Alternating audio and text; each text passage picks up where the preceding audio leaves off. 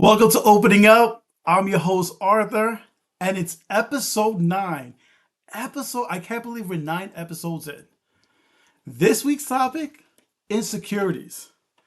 I'm also going to be opening up a hobby box of the Topps 2024 Baseball Pristine packs, which includes 2 autographed cards as well as 1 autographed relic. First time I'm opening up a box of these, so it'll be interesting to see what I get. So this week's topic is interesting. I almost didn't do a video this week for a variety of reasons, and I'm going to go into that. One of the things was I didn't know what to talk about. But it all starts with today. So I have a therapy appointment every Thursday. I see my therapist to talk about different things, with work, with my personal life, with family. It's, sometimes I need to just talk to someone, get things out, helps me put things into order. And I spoke about this before. It helps me be a better version of me. So I had my session this week and I went in and I was talking to her because on Tuesday, I noticed that I was very irritable. I woke up in the morning and I was very, very irritable Tuesday morning. And my wife knew it because she saw it and asked me, she's like, what's wrong? And I told her, look, I apologize. I don't know what's wrong, but it's bothering me. And I don't know why I just was feeling like crap and I was feeling bad. I was feeling angry. I went to my Pilates session. Afterwards, I felt a lot better. So I was like, all right, maybe I just needed that. I go into my therapy session and I talk about that. And then she was like, all right, was there any other changes? Notice any other things? And I also noticed that I started binge eating. Now, as I told you, I think in last episode or the episode before, I have diabetes now. I got to lose weight. So I've been trying to stay focused on it. And I've been good so far. But then I noticed that on Sunday and on Monday, I started binge eating. I even started binge eating Wednesday night. And what it would be was like little like snacks. I would just start snacking. And on Monday, I was having the Girl Scout, the Samoa cookies. And I ate like half a box. And then last night, before going to bed, 2 bags of chips. I had 2 chocolates with cookies. I also noticed that I ended up buying 2 pairs of sneakers on Sunday night. So like I was binge eating and I was binge shopping. So trying to get to the root of it. And, she was like, anything happened maybe when you were in your son's house? I was like, no, everything is good. It was a great day. And I couldn't get it. She was like, well, what were you doing, on Sunday? I was like, well, the only thing I was doing, I was lounging. I was on my phone, I was watching TV. And then it hit me. So the last 2 episodes that I posted, I did something different than I did with the first 6 episodes. The first 6 episodes when they came out, I promoted them. I promoted them on YouTube. I was promoting them on TikTok to try to get more viewership and eventually get more subscribers if people like what I'm putting out there. So after like 6 episodes, and I'm like, all right, I see that, it's growing and it's growing healthy, but is it only because of the promotion or is it because of what I have to say? So I was like, all right, I'm going to do the last 2 episodes. I'm not going to promote it.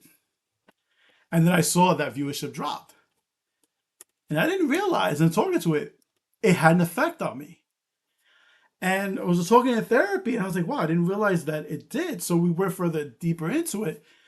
And it was I was feeling rejected. It was feeling of putting myself out there and getting rejected by what I had to say. And so it was funny. That's the way I was feeling now. Now, that's not the reality, but that's the way I was feeling. And because of that, I put myself into a spiral where all of a sudden I started going to my comfort. I started binge eating. I started binge shopping. All of a sudden my mood started changing. So we talked about it and, and the therapist pointed out, she was like, it's one of the big risks with putting all your stuff out there, especially with social media, because it's some of that, especially when you get that instant gratification, when you see things going well and all of a sudden there's a shift, you take it personally. One thing we were talking about more, which I realized is, it was all in me and how I was feeling. And it was this voice in my head that was telling me, why are you putting yourself out there? Why are you doing this? They don't want to hear what you have to say. Why are you doing this? And it's this part of my brain. It's that negative thing. It's the one that devalues who I am. And that part of my brain has always been there since I was a child. when it came to when I was in Brooklyn Tech, the only kid in my junior high to make it there. And it was my brother saying, "What are you doing here? You don't belong here." Okay, you passed the test, but you're not on the same level as these people. Look at your household. Look at your lifestyle. You don't belong here. And listen, it's taken me a long time to push that to the side and still push forward, but that voice is always there. And it was there with this. And listen, this is why I love therapy because listen, I know people say, it's not for everybody, and that's fine. But for me, it's not someone telling me what I need to do. It's me putting the stuff out there and trying to make sense of what's going on in my head. Because we all have those voices. We have the voice that supports us. We have the voice that's analytical. We have the voice that's, for me anyway, funny as hell, cracking jokes and everything. And there's that one that's always doubting me. And it was interesting because then she's asking me, like, well, we're talking about the voices. I'm like, yeah, but that voice now in the meeting, I mean, in the session, I'm like, well, that voice has also been helpful to me. Because that's the voice I go to when I'm trying to figure out if I'm going to do something. What's the worst case scenario? If I do this, what could happen? Is it worth that risk? And I was like, and I talk to that voice a lot. So how am I supposed to know when I'm supposed to ignore that voice or push past it? She brought up a good point. In those moments, is your voice screaming at you or are you talking to that voice? And I realized, yes, is when I need that guidance or when I question things, I go to that voice. But in this instant, the voice is screaming at me. I wasn't asking for his guidance. And that's why I gotta know how to block because the reality is I did this. It didn't matter if I have only one view. I want to do this if it connected with just one person, that it met its purpose. It's to connect with people who may feel alone or who may feel like what they're experiencing is unique and no one can understand them. And hopefully that maybe we may have a common bond in that. And sometimes that in itself could be very powerful. So after that, I was like, you know what? It's true. I enjoy doing this. I like coming out here. I like talking about my thing. And listen, I will share things. It's personal.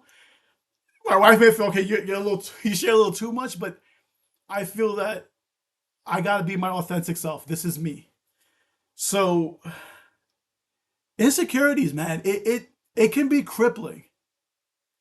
And is knowing how to push past that. It almost stopped me from doing this video. Like I seriously was contemplating stopping this altogether. And listen, like I said, if no one sees it, it's fine. I still did it for me. And hopefully it does connect with at least one person. So if you have that voice that's telling you not to do this, really think hard. Were you asking that voice? Were you asking their opinion? Don't let it stop you from doing what you love, doing what you want. Um, it's a powerful thing. It really is a powerful thing. It's amazing how much it can control your life. Like I said, I was binging everything. I'm in a great space now. My head is in a great space now. And listen, it's always going to be an ongoing battle. It's always going to rear its ugly head. And I just got to be cognizant that, you know what? I am in control of this. I can't let that dictate how I live my life. All right, let's jump into the cards. That's my sermon for this week. All right, Topps Pristine 2024. And I figured, listen, opening day today, my Mets lost, but that's okay. Listen, it's one game. We got 161 to go.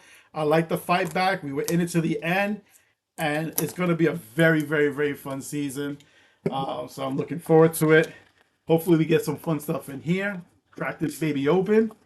Let's see what we got. So, like I said, I think there's 10 packs in here. And, all right. Open it up. Da, da, da, da. All right. Let's see. All right. So, there's this one right here. All right. This is like a big pack here. Let's see what we got here. Open it up. Ooh. Okay. Oh, ho! One of one. Ellie Della Cruz, baby.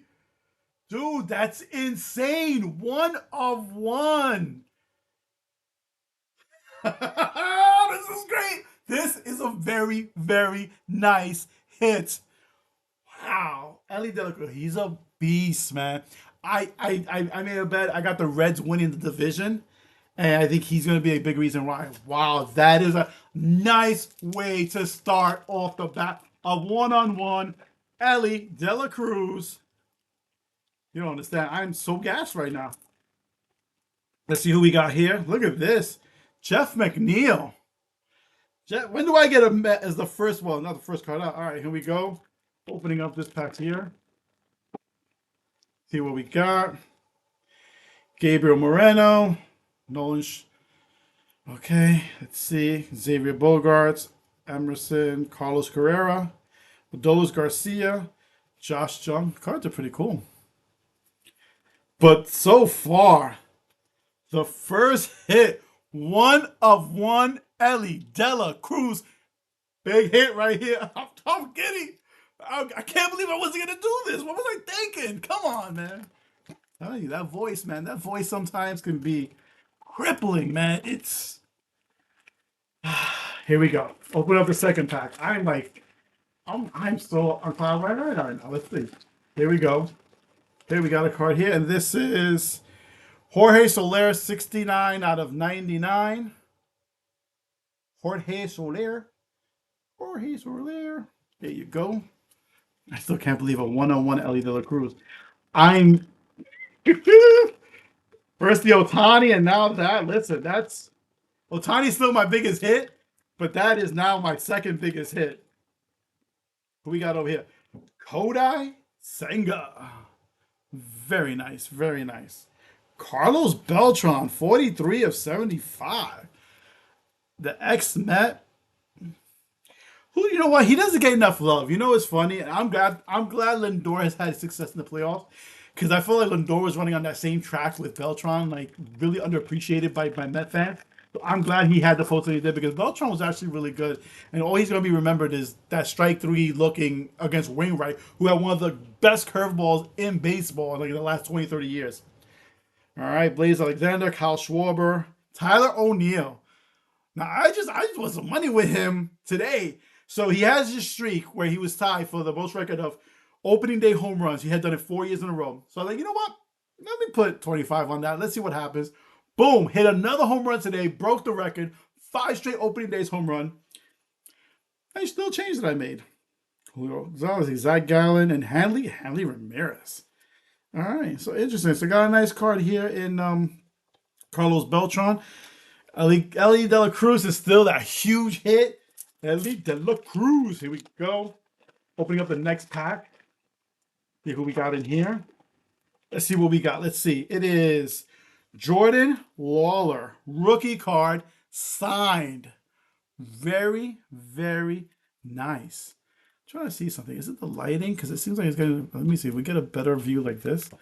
I'll move the light away. No, it's just the reflection. All right. Here we go.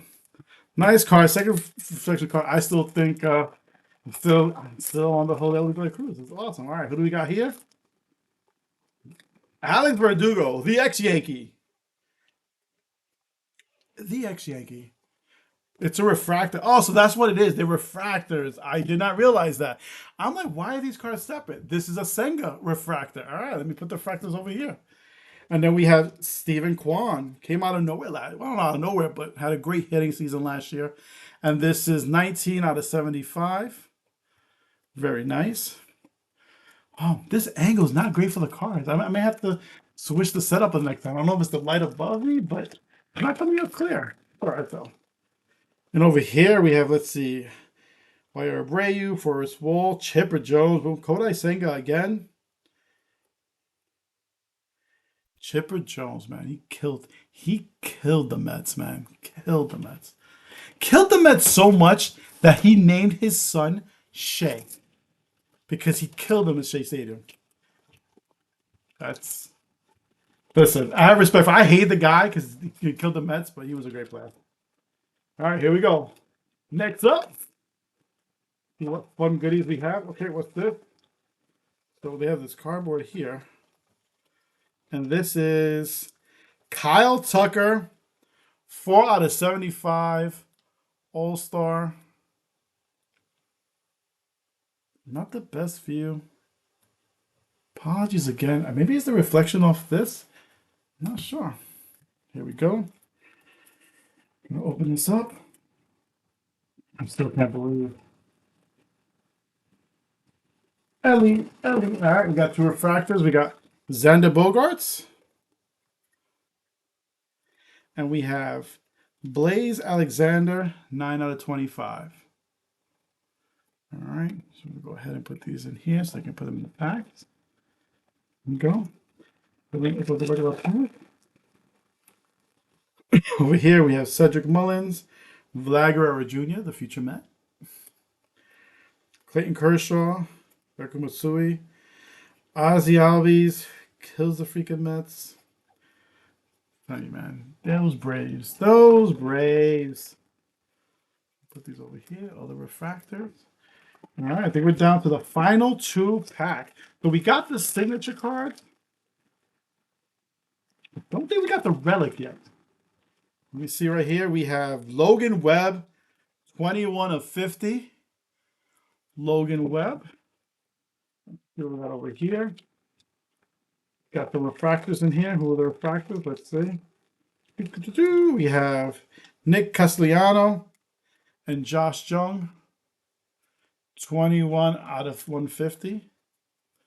Put those over here. And then the pack. But so far, it's hard because when you start with a one of one Delio Cruz, like, I mean, how do you come back from that? Francisco Alvarez. Frankie, baby. Freddie Freeman. Let me tell you. Another former Brave. Can't stand Freddie Freeman, but he won me a crap load of money against the Yankees in the World Series last year, man. Oh, man. He brought me a lot of joy last year. A lot of joy because that Grand Slam, listen, I'm a Yankee hater. I'll tell you right now, I love my Mets, and I am a Yankee hater. Always will be. It's what it is. And when he hit that grand, it was like, changed the whole series. It defined the thing. All right, the relic card should be in here. So let's see. Let's see what we got in here. It is, maybe not. Maybe I did have the relic card, and I didn't realize it. Maybe that was the relic card. The 101 of De La Cruz. 59 out of 99, Curtis Mead. Maybe that was the relic card. Great card. Great freaking card. Can't wait to look at it later on. Oh, no. The relic card is right here. 40 of 50. Christian Yelich signed. 40 of 50. All right, let me go ahead. Let me put this over here safely so it doesn't get messed up. Got these big protector ones right here. Put them in here. Very nice. 40 out of 50. Nice card. Still not better than the De La Cruz. The De La Cruz card was insane. 1 of 1. All right, let's see what we have over here. Zach Neto, Dylan Cease, Nick Nastrani, Fernando Tatis, Jordan Lawler again. It's a pretty cool card. Like, I'm gonna show the whole thing like this. It's pretty cool. Oh, snap. Cut differently. Very nice. Matt Olson, Eric Chavez. Eric Chavez, who is now the Mets hitting coach. So, listen, good cards. Very nice, but my favorite card of them all. Where are you, baby? 1 of 1. Ellie De La Cruz, baby! All right. Well, that is my video for this week. Thank you for taking the time and sitting with me and letting me open up. You have a great rest of the week, and I'll talk to you soon.